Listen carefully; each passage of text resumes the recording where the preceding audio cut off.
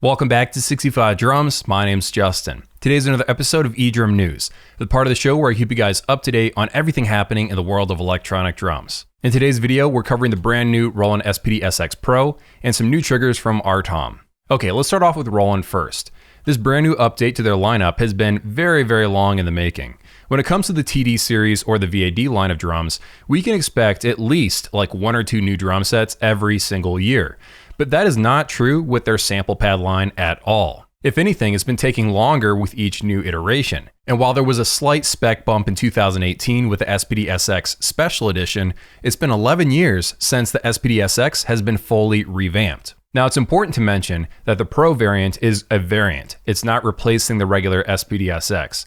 It's just going to be a more expensive option for people that want to have more inputs, more outputs, and some of the other Pro features that the Pro version offers. Now, going back for a second to the regular SPD-SX, that thing has been a workhorse in the industry since 2011. It's been taken all over the world. It's been used on some of the biggest stages that you can possibly imagine. It has been time tested. But of course, just because a previous piece of equipment was very well liked, didn't mean that it was completely bulletproof. There was a wish list that a lot of drummers wanted to see as improvements in the next version of it. And I gotta say, Roland has basically ticked off almost every single box that most people have asked for in the newest version of the SPD-SX. Now, on first glance, a lot of people, me included, thought, this looks a lot like the Elisa Strike multipad that came out in 2018, because it has a lot of the same sort of overall visual cues. It's got the LED lights underneath each of the zones. It's got a large color screen right there in the middle of it, with a row of backlit buttons right underneath that. But of course, that's where the similarities end,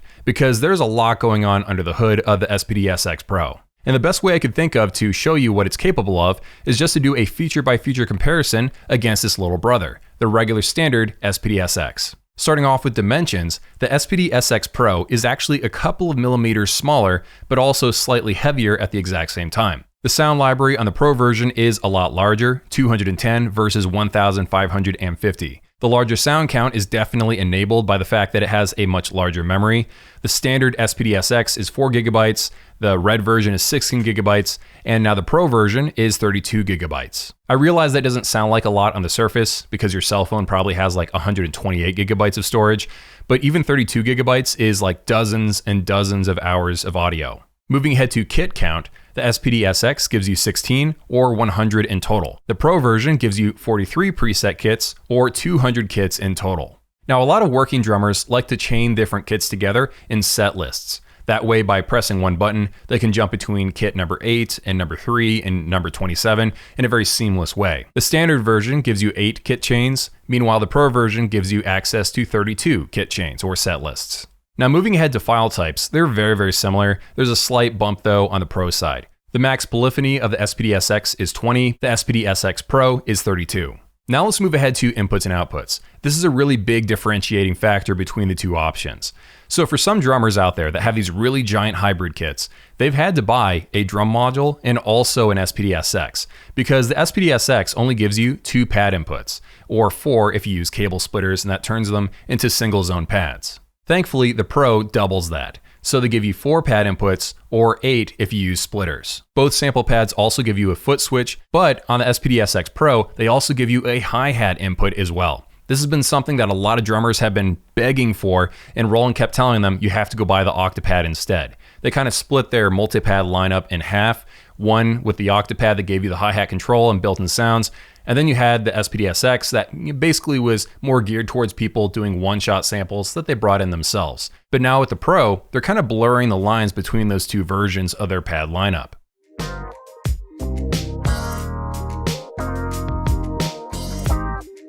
The cool thing though is that the hi-hat input can also be used as a foot expression input for controls of effects in real time. So it's basically a wah pedal but for drummers. The SPD-SX gives you master right and left, and then sub 1 and 2. Those are basically 2 extra direct outs that you can route to be whatever you want.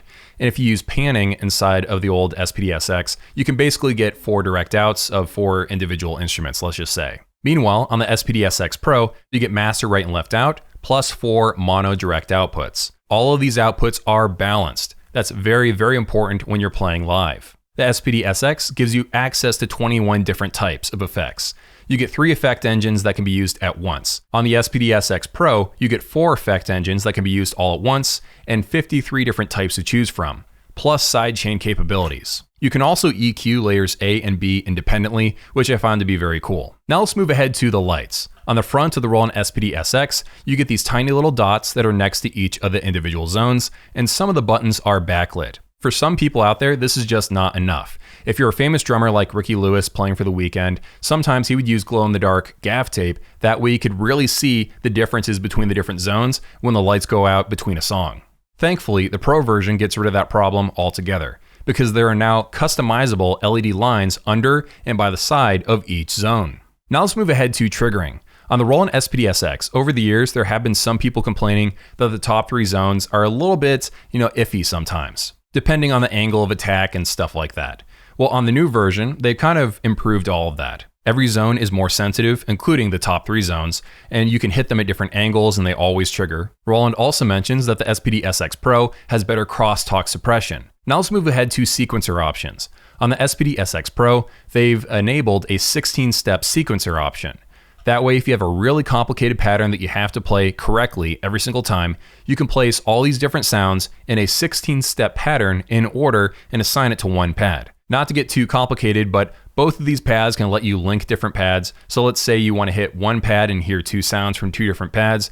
This can do that, or even create mute groups. But the SPD-SX Pro just gives you way more combinations of pads and triggers and the way they can be linked, and so it's a little bit more powerful. Next up, we have software support. The Roland SPD-SX Wave Manager is for the older pad. It's a little bit limited, not a lot of people love it, and people have mentioned that it looks like it's straight out from the 90s. Meanwhile, the SPD-SX Pro has their own brand new app that looks a lot more modern and probably will be a lot nicer than the older version. Both of them have a built-in metronome, but the Pro is just more fully fleshed out. You can actually import your own sound and assign that to be the click sound. Okay, so the question is, who exactly is the Roland SPD-SX Pro for? I feel like it's in the name. This is for working professional drummers. It's not necessarily aimed at people that are just playing for fun in their basement or doing the occasional drum cover. This is for people that have to run backing tracks or they have very complicated sets. They need to have lots of inputs. They need to have lots of outputs. They got a big hybrid drum set. This will cover those kinds of people, and it has a price tag to match. I feel like if you're in a certain situation and you need your drum set to do certain numbers of things with the least amount of gear, this could be the way to go for you. Other people would be better suited by buying the regular SPD-SX or even the Yamaha Multi-12 or the Elisa Strike Multipad. There's a different piece of gear for each kind of drummer out there. Now let's move ahead to the second bit of news, which I am a little bit late to the party on, but I wanted to cover it regardless. And that is a brand new line of triggers from RTOM.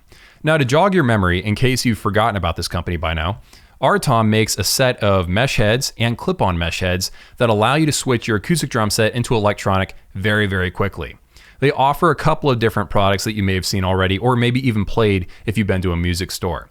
So they offer the RTOM mesh set for $98. So it's a regular set of 1-ply mesh heads, but with a big patch on the front of it to make it more durable and also feel a little bit heavier. But what you're probably more familiar with from the company is their practice set. So this is not like a regular set of mesh heads. They have a much bigger raised rim that snaps on top of your regular standard acoustic drum heads. So you don't have to replace anything. You don't have to remove the rim or any of that nonsense. You just put this right on and you start playing. But the extra components and the extra complexity makes it 3 times more expensive. But the one missing part of this whole system that a lot of you have pointed out to me inside of comments or even inside of messages is that they really need to release a set of triggers, or can I use the Roland RT30s or the Edrum triggers with these? The answer is yes. Some people have gotten clip-on triggers to work with these, but it would have been nice to see a first-party set of triggers from the company themselves because it's meant to work with it as an overall system. That has been missing. That is until now. We have the brand new BH single zone triggers from them. They're not that expensive at $75 for a set of 5 or 1 trigger for $25. These snap right onto the rim. You don't have to use a drum key. You don't have to really do that much. You kind of just attach them and away you go. They seem to trigger pretty well from the official videos that I see on their YouTube channel, so I don't really have any complaints about that. The big problem with these triggers though is that they're all single zone. I can get away with that on the kick drum, of course, and the toms because I don't play on the rims of the toms very much. But on the snare drum, it is essential to have a dual zone trigger configuration. That way I can play drum head hits and rim shot hits and also cross stick hits as well. I feel like RTOM really could have made something interesting here if they offered a dual zone at least snare drum trigger in this overall setup. Now, I will say that I like the fact that they're kind of on the small side. They're out of your way. You're not going to accidentally hit these. And they seem to work exactly with the system. You don't have to fiddle around with it and sort of force it to work. And overall triggering performance inside of modules seems okay. But the fact that it doesn't have a dual zone snare will limit its reach and how many people will probably want to buy this. I feel like in my best case scenario, who this is for, it's for people that already have a set of RTOM mesh heads, and maybe they have a set of Zildjian L80s, but they always wanted to be able to, play some acoustic sounds from a drum module of some kind, and they don't want to risk buying a set of Roland or Edrum triggers without knowing exactly how well it will or won't work.